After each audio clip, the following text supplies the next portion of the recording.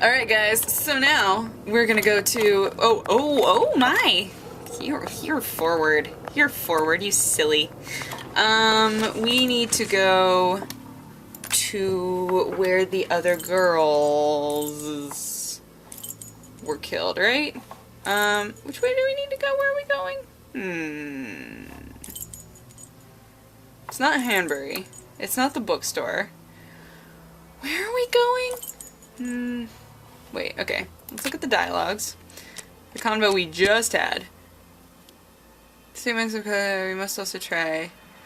Wasp's Nest, that's right. Okay, so let's go to the Wasp's Nest.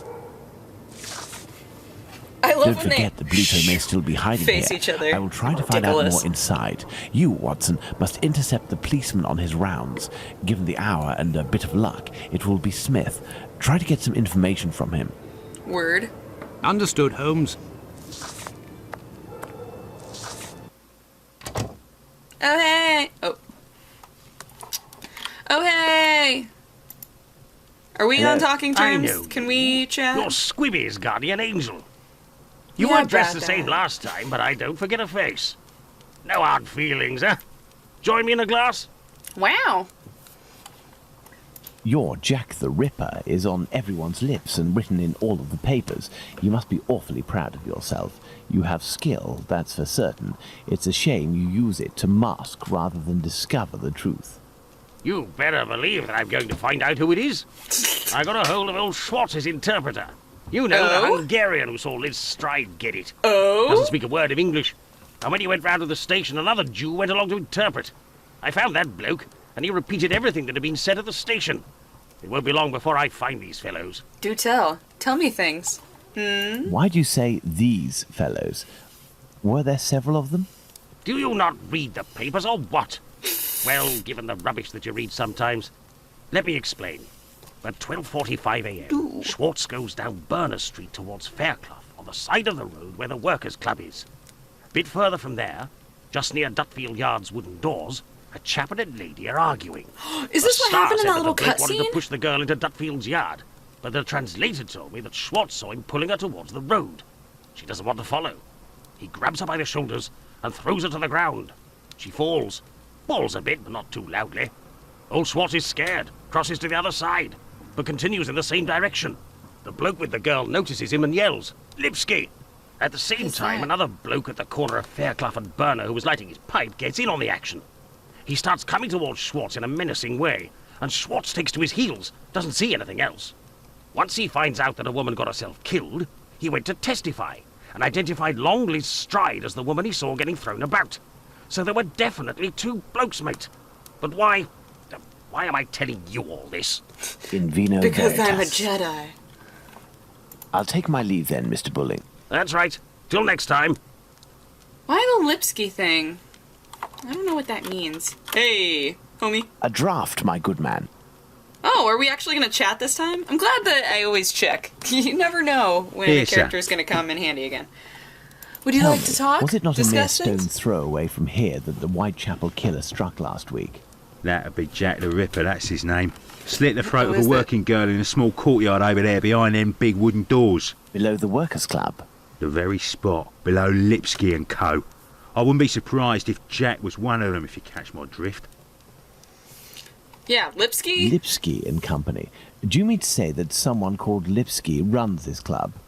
Nah, it's just that it's full of Jews. In Whitechapel, we call them all Lipskys, like that Lipsky who killed that girl in Batty Street last year. Oh, really? Last year, a Jew Oh, named really? Israel Lipsky killed a lass who was 6 months pregnant by making her drink acid. One trial and one Whoa. protest by rabbis later, and he was hanging. By those who don't much like him, the Jews are called Lipskys. Is the term Lipskys used to refer to the Jews in the area? And is this club frequented by Jews? You got it. Socialist Jews even.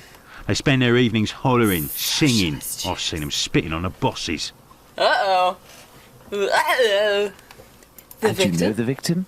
No more her than any other. The working girls don't drum up business too much in this street. They need a reason to end up here. Aw. Very Alright, peace. well. Goodbye. Cheers. I love when the volume is totally different. Oh, First and foremost, I must find P.C. Smith. is this PC Smith? Good evening, Constable. Hello. Good evening, sir. I am Dr. Watson. Would you happen to be P.C. Smith, the man who patrols this beat? That's me. Woo! And you work with the famous Sherlock Holmes, don't you? What can I do for you? What can I do for you? I believe you were on duty the night when the murder took place here. You would certainly be able to confirm a few details, such as the time of death that the medical examiner gave. It's just that I wasn't there when the body was discovered. I don't think I can help you. Well, But I was told that you had seen the victim that very night. Indeed. But it was before the murder.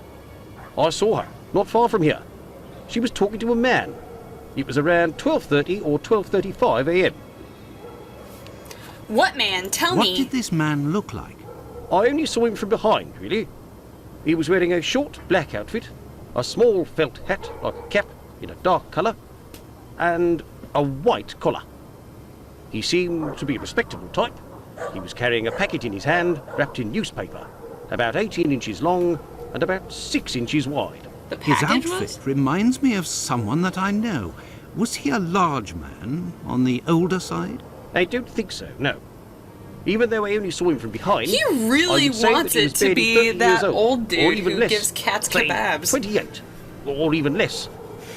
26 years old, and 5 foot 8 inches tall at the very most. He had a small dark brown moustache and an olive complexion, I would say. But once again, I only caught a brief glimpse of his face in three-quarter profile. It's fine. You gave me Nobody else saw this plenty man? of details. I discussed this previously with Mr. Eagle, the president of the Workers' Club. That night he returned around 12:40 a.m. to the club. He used the passage through Dutfield's yard to get into the club because the main door was locked. Well, He then. can attest that he didn't see anyone else in the passage at that time, but wasn't really paying attention to who else might have been in Burner Street itself. He was listening to the song coming from the club. In short, no one else saw him. Well, thank you for having satisfied my curiosity, my friend. A fine evening to you, Doctor. Aw, thanks. Oh, can't move. Oh, hey. Oh, I can't move. Oh, hey. Well, Watson, let's go to Dutfield's yard. Shall we? Dutfield's yard. Oh, man. Your interrogation of P.C. Smith has proven to be very shrewd and of great interest. Indeed. Thanks to the information I've managed to gather and that you were able to read in my notes in Baker Street, Watson, we can recreate what happened that fateful night at this location, Dutfield's Yards to be precise, the site of Liz Stride's murder. Beard stroke. Oh, okay. Midnight, the club meeting ends. Midnight. The Socialist Club meeting ends. The members, mainly Jewish men, gradually begin to leave the club in little groups or alone. All of these have the times next to them, so I don't have to look them up. That's great. 12:20 a.m. The American leaves the Socialists Club for some fresh air. The street is deserted. 12:30 to 12:35. 12:30 to 12:35 a.m. Smith notices Liz Stride talking to the man with the package. It drives me nuts because wherever you okay, 12:40. Wherever you place it is like around where it's going to be, but it lifts itself up a little bit. So like 12:40 See? a.m. Eagle, the president of the club, You couldn't enters line them the up even Workers' if you Club via tried. the passageway through Dutfield's yard. It's dumb. He passed through Dutfield's yard. If Liz Stride had already been killed, he would have had to walk over her. The murder, therefore, had not yet happened. word. 12:43. 12:43 a.m. Israel Swartz passes by Dutfield's yard and witnesses the attack on Liz Stride. Oh. 12:44. 12:44 a.m. Schwartz crosses to the other side of the road. The attacker sees him and yells, "Lipsky." The attacker must have shouted to his accomplice at the end of the road, "The Lipsky," indicating at Schwartz using his head in an attempt to scare off this undesirable. Undesirable. Nice. 12:45. 12:45 a.m. Schwartz runs away, followed for a short distance by this man. Word. And then a horse. At 1 in the morning. 1 a.m. Mr. Diemschutz wants to enter with his cart, but the pony refuses. We know that the murder took place between 12:45 and 1 a.m. Mr. Diemschutz therefore must have disturbed the killer. Let's place Liz Stride's murder on the timeline, Watson.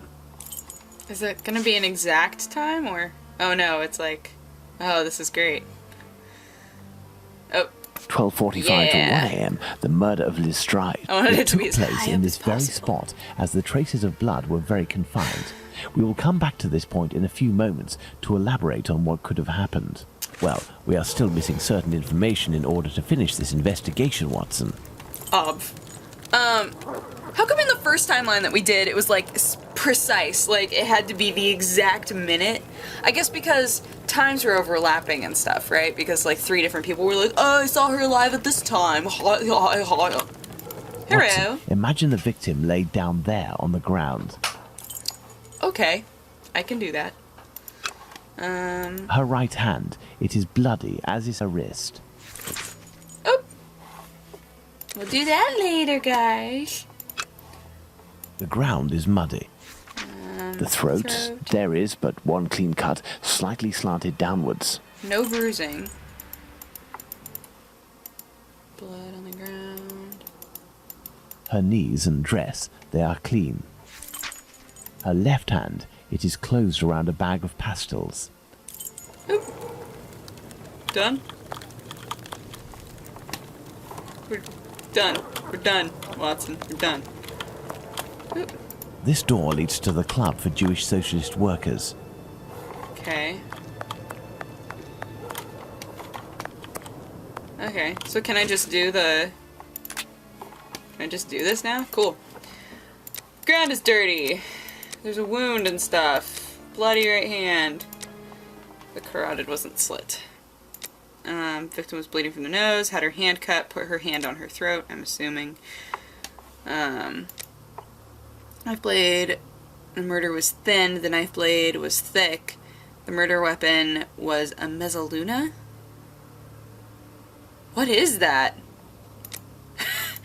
Well, it's wrong, whatever it is, but weird. It was thin? It was thin! Alright then! Cool, it was thin. The wound to the neck is clean, starting from the right and slightly oblique and descending. The blow was given to the middle of the neck. The blow was given with the right hand. The blow was given with the left hand. The wound to the neck is clean, starting from the right and slightly oblique and descending.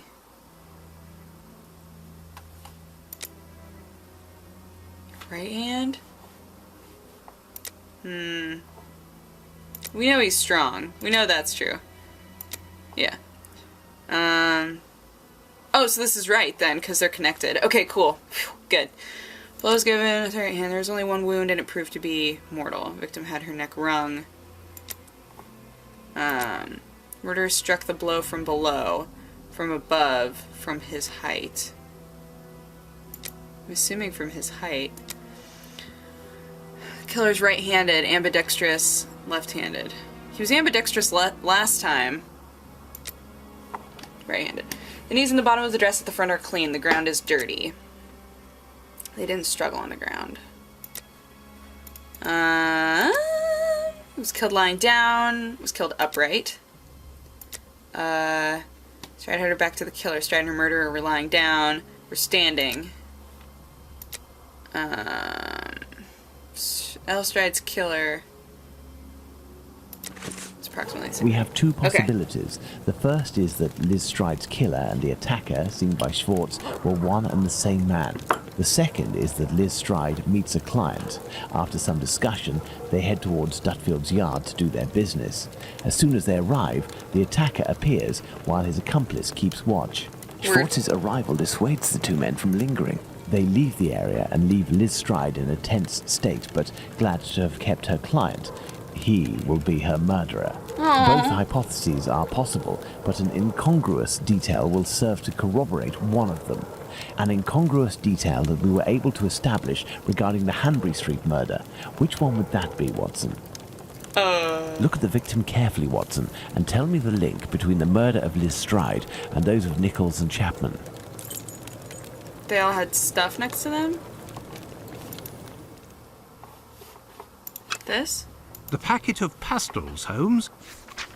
The bag of pastels. Indeed, Watson. If this woman had to defend herself against an attacker, why would she have held onto this bag in her hand? Oh, that's not why It didn't fall because this woman's hand tensed at the moment when she fell to the ground.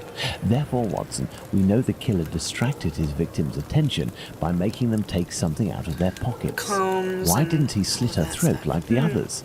He must have feared a struggle with this strong-willed woman. Why didn't he eviscerate her? Because Louis Diemschutz arrived. Do you think the Whitechapel killer is behind this murder, Holmes? Word. Yes, and now this murder has been linked to its rightful perpetrator, it will take on deeper meaning when we have examined the facts from that night. Let's go to Mitre Square, where Catherine Eddowes was killed. And make haste, Watson, Make as we haste. have another murder to commit in 40 minutes. Here we are, Watson, Mitre Square. It took us a mere 20 minutes to get Only here. 20 If the killer minutes? left Dutfield's Yard around 1 o'clock, as we assume, he would have arrived here at around 1:20 a.m. Word. We know that Catherine Eddowes' body was discovered at 1:44 a.m. Catherine was released from prison around 1 o'clock, but we have no information as to what she could have been doing until her death. This place has 3 possible ways out. Let's see where they lead. As a precaution, I brought an old map of the area with me. It will help us get our bearings. What? Let's hurry, Holmes. This neighborhood makes me ill at ease. Okay, where are we?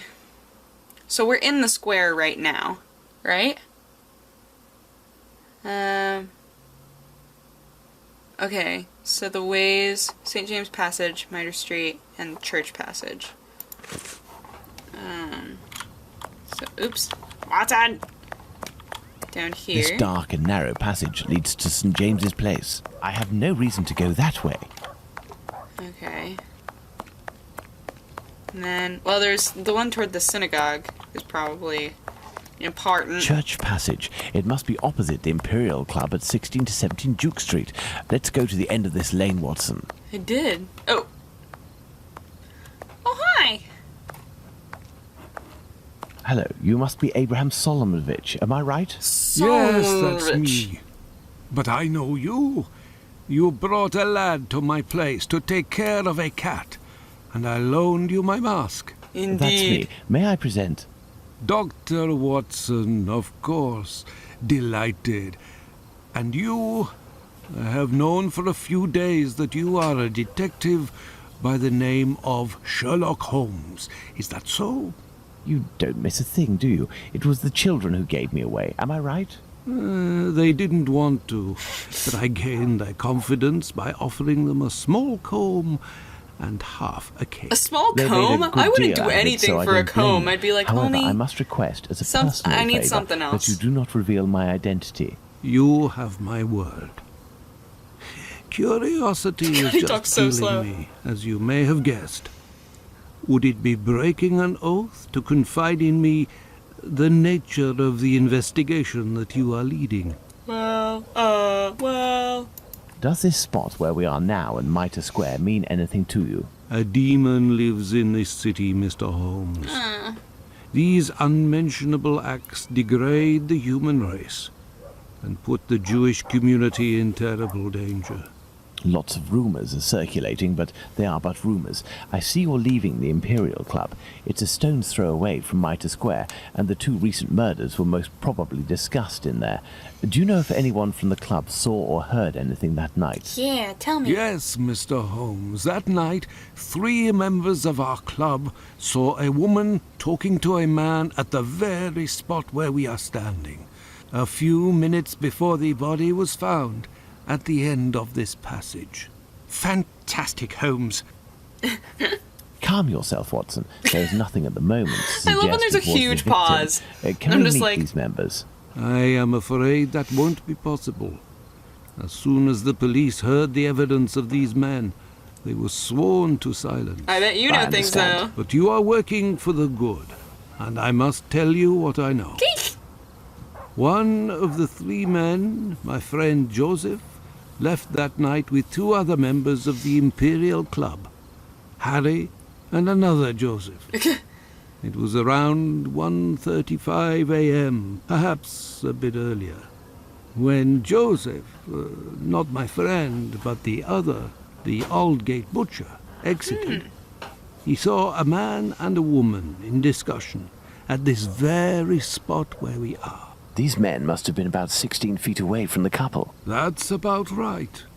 So Joseph, the butcher, said to the other two, while pointing at the couple, "Look, I don't like going home alone when I see this kind of people here." Prostitutes? My friend Joseph looked at them without noticing anything strange and didn't understand what he meant. They had the look of two rather unkempt people, but no more than that. Interesting. After the murder, did these three men tell the police what they had seen? Not quite. Harry stated that he hadn't seen the couple. As for Joseph, the butcher, even though he was the one who commented on them and pointed them out, said that he couldn't remember anything except that the man was about 3 inches taller than the woman, who was 5 feet This tall. dude no is more. short, for sure. My friend He's around like Joseph, 5'3". on the other hand, did his best to cooperate with the police. Short, homie. And what did your friend Joseph say? What did this man and woman look like? The man must have been 30 years old, about 5'7", light complexion, and a fair moustache. He wore a loose, dark jacket, a grey cap, and a red scarf around his neck. But he said that he only saw him for a brief instant, and it would be impossible to recognize him. And the woman? He only saw her from behind. She had her hand on the man's stomach and seemed to be pushing him. He said that he remembered that she was small, was wearing a black jacket and a black bonnet. After his testimony, the police took him to see the clothing of the deceased, and Joseph said that they looked identical to those of the woman he had seen. Like I already said, he only glanced at the two, as he was headed with the others in the direction of Aldgate. One final question. The Imperial Club is a Jewish club, isn't that correct? Indeed. Thank you for your help, Mr. Solonovich. That's all I wanted. It was nothing. Bleh. We must at all cost prevent this demon from striking again. And the police seem to have some difficulty in doing that. I wish you the best of luck, Mr. Holmes. Thanks. Okay, so, well, next time I guess we're gonna look at whatever crime scene, like wherever that chick was murdered. So that should be exciting. Hi! And Watson is gonna run into me some more, I'm sure, because it always happens. And God, he looks so, like, do you have things to say? Are you feeling a lot of feelings right now? Do you need to tell me things? Because, you just look really intense. Really, really intense right now. God, I love his derp eyes. They were my favorite. Okay, anyway. Yeah, so I will peace out. Next time we'll try to save some lady faces.